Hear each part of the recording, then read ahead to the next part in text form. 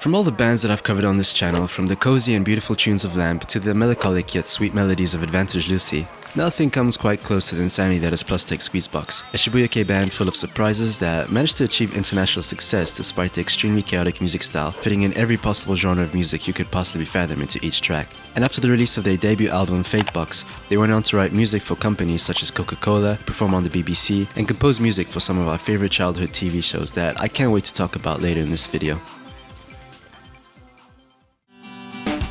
Plastic Squeezebox was formed in 1997 by producer Hiyashibe Tomonori and multi-instrumentalist Wakie Takashi alongside vocalist Kamada Junko. The name actually originates from the song Squeezebox by The Who, as mentioned by Tomonori. The band's unique selling point is what made them rise to fame with their insanely wacky, unorthodox music composition, with a drop, cut and paste style of music where songs will jump from ideas to ideas constantly, which would make you think this would be quite annoying, but really, this band managed to perfect that sound, that the listening experience is just so fun and interesting with each listen. Boredom is definitely out of the question with their songs, and despite being categorized as Shibuya-kei, their style of music can be better defined as Picopop. They are what I would actually consider to be the face of this sub-niche genre. Hiyashibe mentioned how he grew up listening to a lot of cartoon music, which is the main inspiration for the band's sound today. Finally, in the year 2000, they released their debut album Fakebox. The album's standout tracks such as Early Riser and Rocket Coaster put the band forward and made enough noise to catch the attention of an international audience, which led the album to be re-released under the UK label Sur la Plage in 2002, and even being played on the radio on The John Peel Show. Hiyashibe mentioned that with Fakebox, I wanted to create an album that combined everything I've listened to. I wanted to create something that I could put together and think was good. The whole album is something that makes you feel like you don't know if you like it or not, whether you respect it or despise it. He also talks about the fame from overseas, saying that PSP seems to be unusually highly regarded overseas compared to Japan. When I released my first album, I never thought I would receive such positive feedback from overseas. The response came in stages, so I kept thinking, oh, I see. I gradually started to understand it. Tonight we're delighted to be joined by a very Japanese band indeed, Plastic Squeezebox. We're going to be rounding off the series for us. They're going to be playing a song called Early Riser for us, which comes from their debut album Fakebox. Thanks a lot for watching. Thank you, Tokyo, and take it away, guys.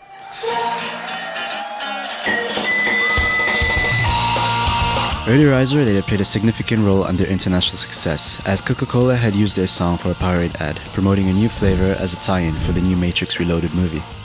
You know, I tried looking all over the internet for it, but all I could find was this bottle being sold on Vinted, if anyone wanted it. But as I kept digging, I surprisingly also found this.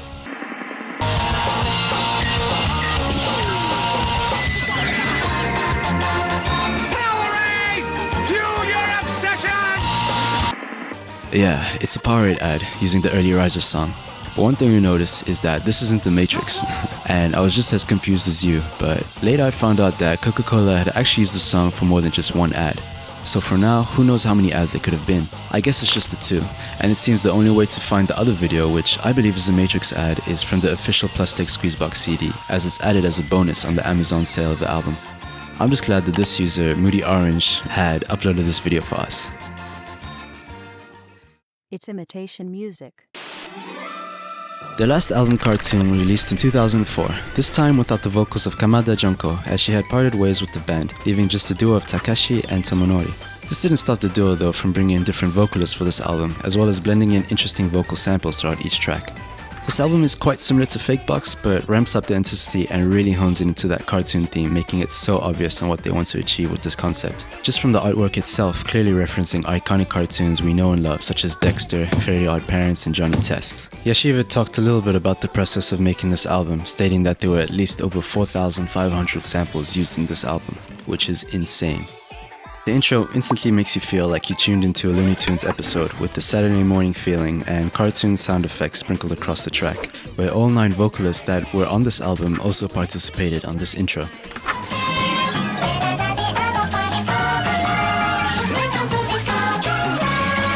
And it sounds like Fake, where you can definitely hear that Johnny Test reference.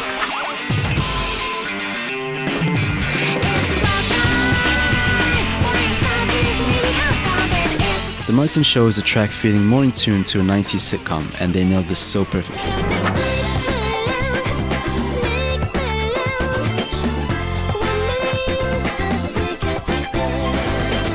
Please do yourself a favor and listen to this album from start to finish right after this video, because it is a work of art. As you can hear from yourself, their sound is pinpoint accurate to what you would hear on Cartoon Network, Disney XD, and Nickelodeon. Funny enough, the band had actually worked on the Jellyfish song for the SpongeBob movie in 2004. Another banger that was made was the Puka opening.